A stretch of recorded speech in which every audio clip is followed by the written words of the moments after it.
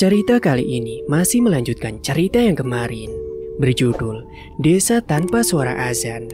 Cerita ini ditulis oleh Kak Ayuni Trisnawati dan sudah diterbitkan oleh WT Publishing.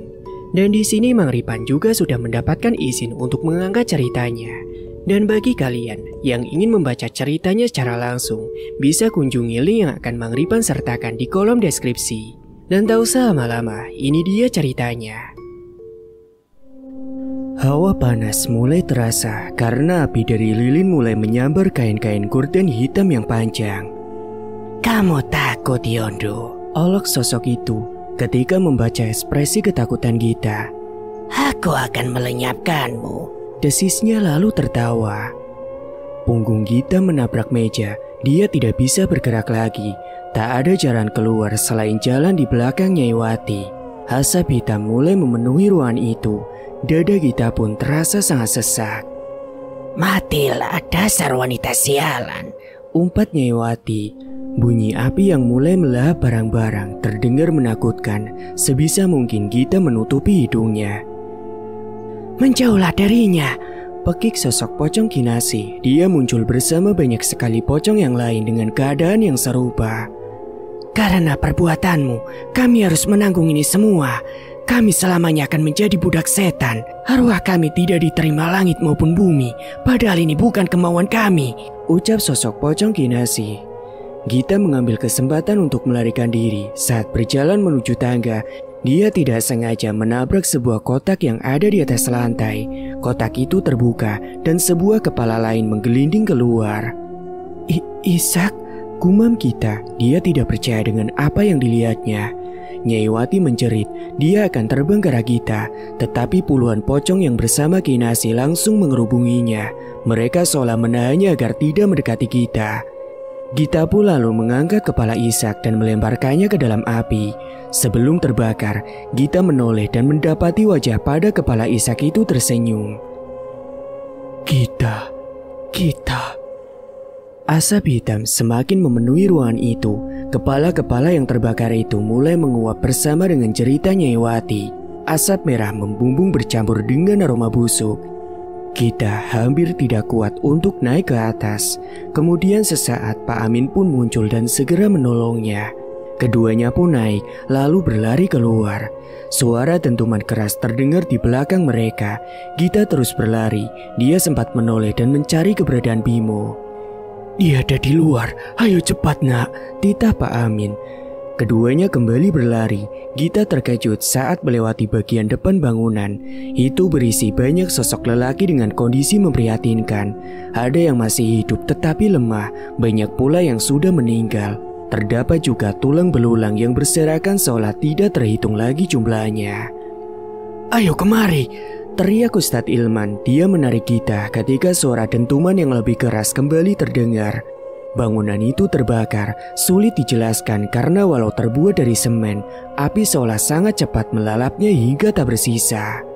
Gita tertunduk di tanah, dia mendekati Bimo yang dibaringkan di atas sebuah kain. "Dia mengalami pendarahan hebat, kecil kemungkinan untuk bisa tetap hidup," ucap Ustadz Ilman dengan lirih. Gita tidak merespon, dia memeluk tubuh Bimo yang sudah terasa dingin. "Lalu di mana ibu?" Ustadz Ilman kemudian menunjuk sekumpulan kerangka hidup yang dia tata di depan masjid. Kondisi mereka semua memprihatinkan, rata-rata mulai membusuk walaupun mereka masih hidup. Ustadz muda itu menggunakan kain hitam yang Gita lihat menutupi masjid sebagai alasnya. "Sebentar lagi masuk waktu sholat subuh. Aku izin untuk mengumandangkan azan sebagai pertanda masuk waktu sholat," pamit Ustadz Ilman. Gita bergeming, dia masih terus memeluk Bimo. Sekitar 10 menit terdengar suara azan yang sangat merdu dari dalam masjid. Suasana yang begitu hening membuat azan terdengar sangat begitu jelas. Air mata Bimo menetes di kedua pipinya. "Terima kasih banyak Yang. Kamu sudah menolong kami semua," gumamnya perlahan. Gita mulai terisak, dia merasa waktu bersama suaminya tidak akan lama lagi. Dan ketika menatap ke arah lain, Gita menemukan sosok pocong Kinasi berdiri di depan puluhan pocong yang tadi membantunya. Mereka mendengarkan suara azan itu dengan rasa haru. Dan dengan perlahan sosok mereka berubah. Gita bisa melihat wajah Kinasi tanpa darah sedikit pun. Dia sangat cantik, wajahnya mirip dengan Bimo. Dia melambaikan tangannya pada Gita. Aku bahagia mengenal kamu, Yang. Sekarang aku harus pergi. Maaf, aku gak bisa nepatin janji-janji aku. Aku gak bisa jagain kamu lagi. Aku mencintai kamu, Yang. Gita hanya diam. Dia ingin mendengar suara Bimo lebih lama lagi. Pak Amin pun mendekat. Dia mengusap punggung Gita, mencoba menenangkan anaknya. Innalillahi wa inna ilaihi rojiun, bisik lelaki itu. Gita menggigit bibirnya, lalu memeluk jasad si Bimo. Ikhlaskan nak, suamimu sudah bahagia, ucap Pak Amin lalu mencium puncuk kepala putrinya. Gita menangis. Dia menatap ke arah sosok Kinasi berada. Sosok-sosok itu telah menghilang. Sementara dari arah depan terdengar suara rintihan dan juga erangan dari para tubuh wanita yang tinggal tulang belulang dengan penuh borok tersebut. Gita menciumi pipi Bimo lalu meletakkan suaminya di atas tanah. Cahaya jingga mulai muncul dari ufuk timur. Langit mulai terang. Bersamaan dengan itu, Gita mendekati para wanita tadi. Beberapa di antaranya sudah meninggal. Matanya tertuju pada Menik yang ternyata masih hidup. Ini sudah selesai, Bu. Semua sudah selesai. Semoga kematian cepat mendatangi Ibu, agar Ibu tidak merasakan penderitaan lebih lama lagi. Dan semoga Allah mengampuni semua dosa-dosa Ibu selama di dunia. Singkat cerita, matahari telah benar-benar berada di atas kepala Gita. Beberapa warga yang tinggal di desa terdekat telah datang dan membantu mengurusi jenazah para wanita yang sudah meninggal. Ustadz Ilman menuruti permintaan warga desa itu untuk tidak menyerahkan kasus ini kepada petugas yang berwajib karena mereka tidak punya bukti apapun yang terdengar masuk akal jika nanti pihak berwajib menanyakan apa-apa saja yang sudah terjadi di sini. Sejak tadi, Gita hanya diam. Dia menatapi jenazah suaminya yang sudah dibersihkan dan terbalut kain kafan. Walau hatinya sakit, dia seolah tidak lagi mampu untuk menangis. Bagaimana keadaan Kakung Jenang? Tanya Pak Amin yang melihat Ustadz Ilman keluar dari dalam masjid. Tidak ada tempat selayak masjid yang bisa digunakan untuk merawat lelaki sepuh itu. Ustadz Ilman menemukan Kakung Jenang tidak sadarkan diri di dapur rumah Menik. Tubuhnya penuh dengan luka bakar, namun ajaibnya beliau masih hidup. Saya juga gak tahu ini keajaiban atau bagaimana Pak Amin. Tapi Kakung masih hidup dan bisa berbicara walaupun keadaannya sangat parah, jawab Ustadz Ilman. Beberapa lelaki terlihat menggali makam yang tidak diberikan patok selain kayu yang diikat dengan kain. Mereka akan memakamkan setiap jenazah yang ditemukan secara layak. Seorang lelaki yang diperkenalkan Ustadz Ilman sebagai tetua desa mendekati si Gita. Dia mengucap rasa bela sungkawa terhadap musibah yang dia alami. Saya tidak menyangka masih hidup dan melihat desa ini lagi secara langsung, ucapnya membuka percakapan. Gita menoleh tetapi enggan untuk menanggapi. Sejak saya kecil, tidak pernah ada warga desa lain yang berani masuk ke desa ini. Semua orang tahu jika penduduk wanita di desa ini melakukan perjanjian talent gete. Itu pula sebabnya kami tidak pernah mau mengizinkan anak gadis kami menikah ataupun berkenalan dengan anak bujang dari desa ini. Itu juga sudah jadi rahasia umum bagi seluruh desa yang ada di daerah ini. Tampak raut kesedihan di wajah tua itu. Maka mereka mulai mengizinkan anak bujang mereka untuk pergi merantau dan mencari anak gadis untuk dijadikan sebagai istri. Gita menahan keinginan untuk menyentuh jenazah Bimo. Beruntung, Bagita masih bisa terlepas dari ini semua. Bahkan Bagita bisa menghentikan kekejaman perjanjian yang sudah banyak menelan korban jiwa. Apa tidak pernah ada yang selamat, Pak? Tanya Ustadz Ilman penasaran. Lelaki itu diam sejenak. Dia terlihat sedang berpikir. Sepertinya dulu ada, Mas. Seorang wanita. Dia lolos dan bisa melarikan diri. Tapi saya lupa siapa namanya. Gita menatap lelaki tersebut. Dia teringat akan pertemuannya dengan wanita misterius saat berkunjung ke pasar bersama Bimo. Percakapan itu mengalir alami. Ustadz muda itu menanyakan banyak hal. Tetua desa pun menjawab sesuai pengetahuannya. Tak lama, keduanya pergi untuk menyolatkan para jenazah yang sudah siap untuk dimakamkan. Gita tidak kuasa menolak permintaan agar jenazah Bimo turut dimakamkan di desa ini juga. Karena itu adalah perintah langsung dari Kakung Cenang. Dadanya sesak. Dia menatap tubuh Bimo yang perlahan ditimbun oleh tanah merah. Pak Amin berusaha menguatkan putrinya. "Ikhlaskan, nak. Semoga suamimu mendapatkan tempat terbaik di sisinya," bisik Pak Amin pada telinga Gita. Wanita itu menutup wajahnya. Kenangan bersama suaminya kembali terputar bagai rekaman pada video. Ustadz Ilman memimpin acara penguburan masal itu. Gita terus mengucap zikir untuk menenangkan hatinya sendiri.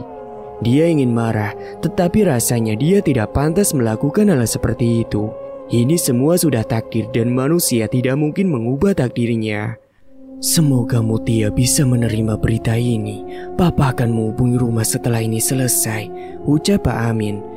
Gita menghela napas. Sang ayah menuntunnya untuk duduk di pelataran masjid, tetapi dia menolaknya. "Aku mau menemani Mas Bimo, Pak," tolak Gita. Lelaki itu akhirnya mengalah. Dia tersenyum lalu meninggalkan putrinya. Mungkin Gita butuh waktu untuk menyendiri dan memproses ini semua. Sepeninggal Pak Amin, Gita duduk di dekat makam suaminya. Dia menatap nisan dadakan yang dibawa oleh para warga desa.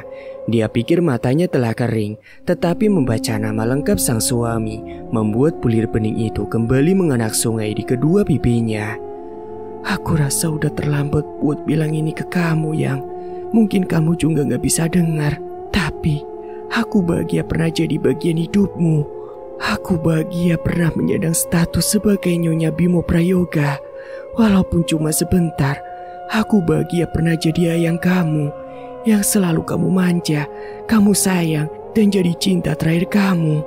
Air mata itu semakin mengalir deras. Gita mendongakkan kepala, lalu mengusap air matanya sendiri.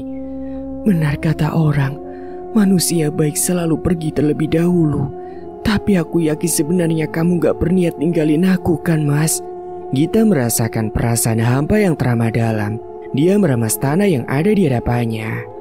"Aku janji akan pegang semua janjiku ke kamu, Yang. Aku gak akan nangis lagi. Aku akan selalu datang buat ziarah ke sini. Aku gak akan pernah lupain kamu selamanya." Pada titik ini, Gita tidak lagi bisa menahan air mata juga perasaannya. Separuh dunianya pergi bersama dengan Bimo. Dia tak pernah membayangkan harus kehilangan kekasihnya dengan cara seperti ini. Gita menutup mulutnya ketika mendengar langkah kaki seseorang mendekat di belakangnya.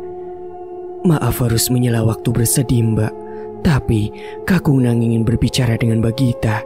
Apa Mbak baik-baik saja?" tanya Ustadz Ilman sedikit khawatir. Lengan baju Gita tersingkap sedikit dan memperlihatkan banyak sekali lebam kebiruan.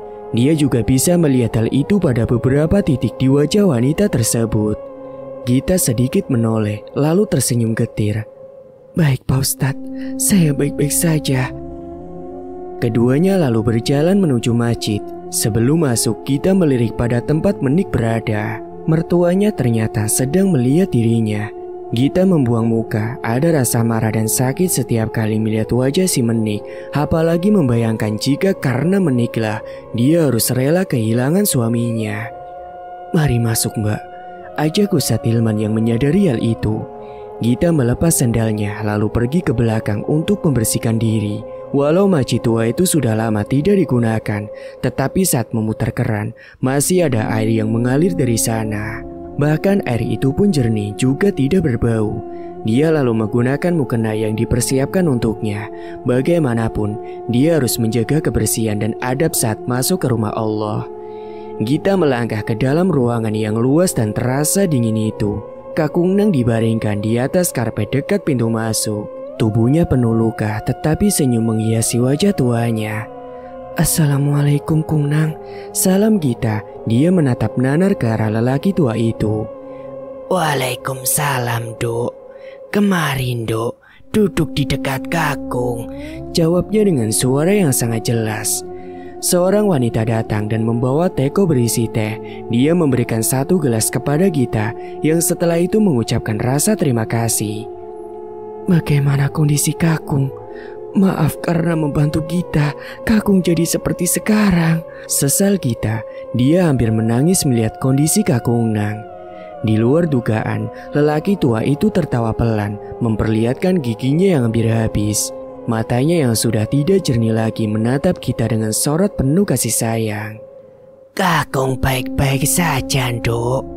Kakung turut berduka cita atas musibah yang menimpamu, Nduk. Semoga almarhum suamimu husnul khotimah. Gita segera mengaminkan doa yang dipanjatkan oleh Kakung Jenang. Dia menarik napas, lalu mengembuskannya perlahan. Apa yang terjadi hingga Kakung jadi seperti ini? Dia meletakkan tangannya di atas kaki Kakung Jenang yang tertutup kain sarung. Kakung Jenang menatap langit-langit masjid. Kakung terlambat keluar dari bangunan itu, Nduk. Alhamdulillah, Allah masih menyayangi Kakung hingga hanya luka-luka kecil ini yang Kakung derita. Kalau Allah tidak sayang, pasti Kakung sudah meninggal dunia, Nduk. Kita menautkan alisnya. Sejak ada di dalam bangunan itu, dia tidak melihat keberadaan Kakung Jenang. Apa? Lagi-lagi dia melewatkan sesuatu. Maaf, Kung. Tapi Gita nggak melihat Kakung sama sekali. Wanita itu semakin penasaran. Kakung Jenang menarik 2 ujung bibirnya ke atas. Bukan raga Kakung, Nduk. Tapi Kakung masuk menggunakan wujud harimau putih. Kakung terpaksa menggunakan ilmu itu untuk melindungi kamu dari serangan para wanita desa, Nduk. Mata Gita melebar. Jadi, auman yang kita dengar... Ia tidak bisa melanjutkan ucapannya. Kakung Jenang mengangguk. Tidak ada yang bisa Kakung lakukan dengan tubuh tua ini. Hanya itu pula yang mampu Kakung lakukan untuk membantumu melawan Simbo. Dada Gita berdebar lebih cepat. Dia menatap Kakung Jenang dengan lama. Dalam penglihatannya, wajah lelaki tua itu perlahan berubah. Dia menutup mulut saat mendapati persamaan yang dimiliki oleh Kakung Jenang dan Nyai Wati. Iya, Nyai Wati yang kamu lawan itu adalah ibu kandung Kakung Jenang, timpal Ustadz Ilman. Simbo, ulang Gita yang tidak percaya. Lelaki itu terbatuk. Dia menatap Gita lamat-lamat. Iya, Kakung adalah anak bungsu Nyai Wati yang kamu lawan itu. Mas Ishak adalah Kang Mas Kakung. Itu sebabnya kenapa Kakung berkata pernah hidup dengan sangat hitam. Itu karena pengaruh dari apa yang Simbok lakukan. Perjanjian itu membuat hidup Kakung menderita. Lirik Kakung Jenang. Gita mengubah posisi duduknya agar lebih nyaman. Setelah mengerti, Kakung baru sadar jika Kang Mas Ishak menikahnya ingin mencari wanita yang pas untuk menerima perjanjian Simbo.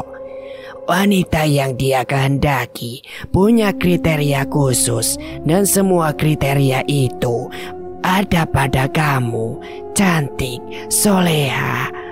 Kakung berhenti sejenak menarik napas panjang. Mungkin menceritakan masa lalunya membuat dadanya terasa penuh. Meski beberapa wanita tidak mendapat kesempatan menerima perjanjian Simbo, mereka akan dipaksa untuk hidup seperti apa yang Simbo mau. Kakung akan diminta melenyapkan wanita-wanita yang melawan atau menolak keinginan Simbo. Perlahan, Kakung Jenang mengangkat 2 tangannya, lalu mengepalkan tinjunya. Perbuatan itu membuat luka pada telapak tangannya dan mengeluarkan darah. Tangan ini, tangan yang pernah berlumur darah para wanita yang tidak pernah berdosa. Lirinya yang kemudian terisak. Gita menekan dadanya yang terasa begitu sesak. Dia teringat akan sosok Kinasi.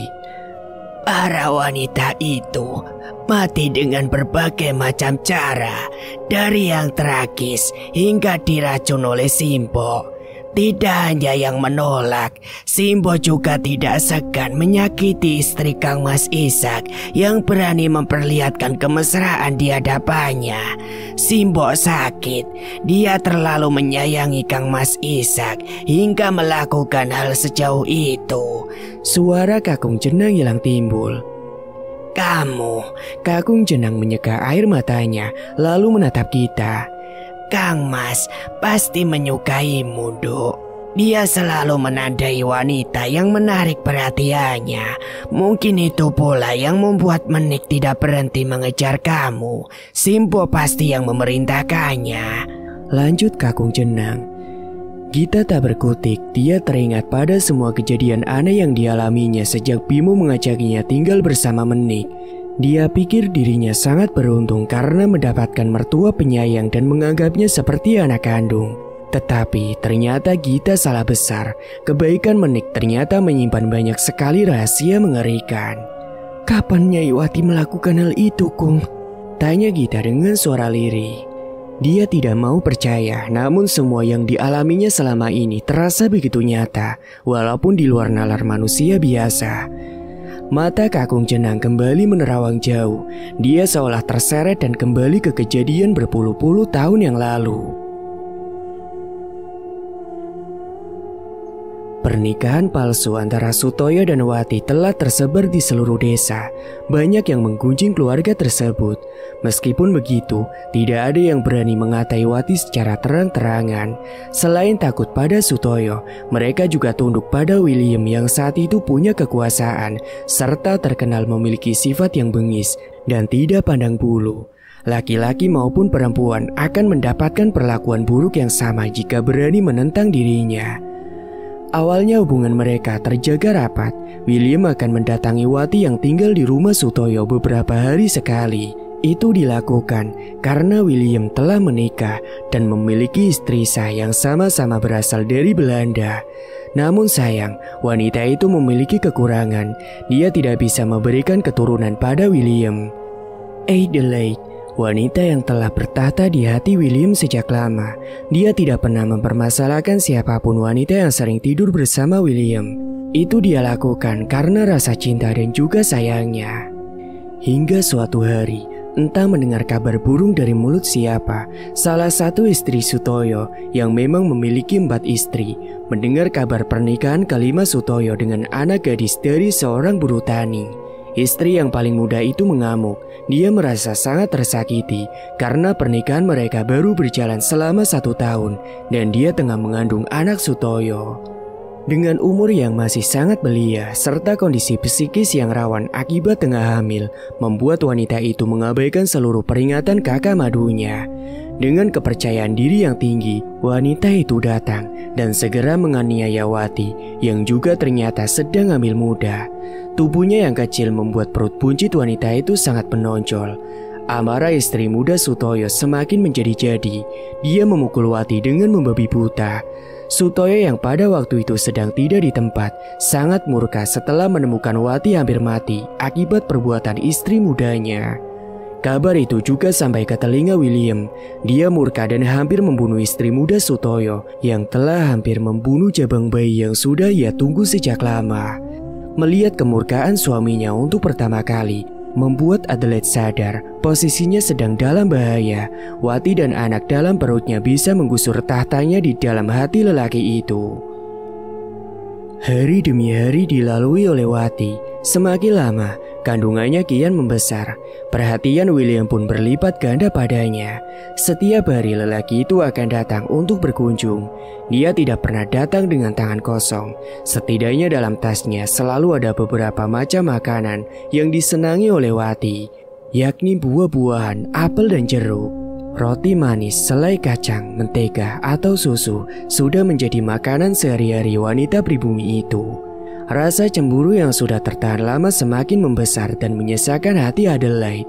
Wanita itu merasa dinomor duakan.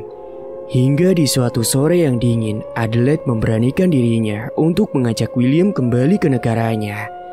"Aku ingin kita kembali, William," ucapnya dengan nada hati-hati.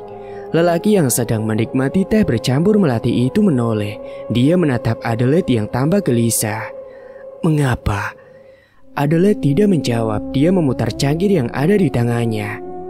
Katakan apa yang terjadi. William mendekati Adelaide dan duduk di sebelah wanita berambut pirang itu. Adelaide merasa sentuhan tangan William mulai menjelajahi leher jenjangnya. Apa ada yang membuatmu marah? Tanya William lagi. Dia mulai meraba bagian punggung Adelaide yang putih bersih. Tidak, jawab wanita itu singkat. Matanya yang kebiruan menatap William dengan lekat. Katakan padaku, apa kamu masih mencintaiku? Suara Adelaide bergetar, pipinya memerah. William tertawa memamerkan barisan giginya yang putih. Tentu saja aku mencintaimu. Adelaide membuang muka. Dia tidak suka mendengar lelakinya membalas ucapannya dengan bahasa Indonesia yang dianggap sebagai bahasa yang rendah oleh bangsanya pada waktu itu. Kemarilah, katakan semuanya kepada aku, bisik William. Dia mulai mengangkat dress santai yang digunakan oleh istrinya. Kulit wanita itu sangat putih bersih. Dia bagaikan boneka porselen cantik dan berharga sangat mahal, sehingga William harus berhati-hati saat menyentuhnya. Diperlakukan seperti itu tentu saja membuat hasrat Adelaide bangkit. Keduanya akan bermesraan ketika seorang bawaan William merusak segalanya. Adelaide mengepalkan tinjunya ketika mendengar lelaki itu menyebut nama Wati. Tidak lama kemudian, William meninggalkannya setelah berjanji akan kembali secepat mungkin. Dan berawal dari situ, Adelaide mulai menyusun rencana untuk meminta papanya menarik pulang William. Lelaki itu tidak mungkin menolak karena jasa-jasa dari papa Adelaide lah yang membuatnya bisa menikmati segala kemewahan serta jabatan yang dia miliki sekarang. Semenjak hari itu, Wati merasa ada yang aneh dengan William. Menjelang kelahiran anak mereka, lelaki tersebut justru seolah menjaga jarak dengannya. Dia merindukan kasih sayang juga sentuhan dari lelaki itu. Terkadang dia akan menelan rasa rindunya sendirian di setiap malam tiba. Dia ingin marah dan menuntut, tetapi setelah sadar siapa dirinya, dia akan menelan kekecewaannya bulat-bulat. Tidak mungkin bagi seorang wanita yang dianggap gundik meminta hak lebih kepada majikannya. Pagi itu, Wati tengah beraktivitas seperti biasanya. William memperkerjakan seorang perempuan untuk memenuhi setiap kebutuhan Wati. Usia kandungannya sudah memasuki bulan ke-9. Tidak lama lagi, bayi mereka akan segera lahir ke dunia. Wati baru saja selesai sarapan. Dia akan berjalan sebentar saat merasakan sakit pada perutnya. Dia pun panik dan mulai berteriak. Perempuan yang dipekerjakan William segera mendekat. Jantungnya terpacu saat melihat cairan bening yang mengalir dari sela paha Wati. Kamu pasti akan melahirkan, Wati. Mari kita pergi ke dukun beranak, ajak perempuan itu. Dia hendak bangkit untuk mengambil persiapan yang akan dibutuhkan. Namun seketika Wati mencekal tangannya. Tidak, aku tidak mau ke sana sendirian. Bawa aku pada Tuan William saja, pintanya sambil mengatur napas. Perempuan itu menaikkan alis. Kamu gila, Wat. Kamu akan membuat Nyonya Adelaide saat murka. Wati tidak menjawab, dia terus merintih.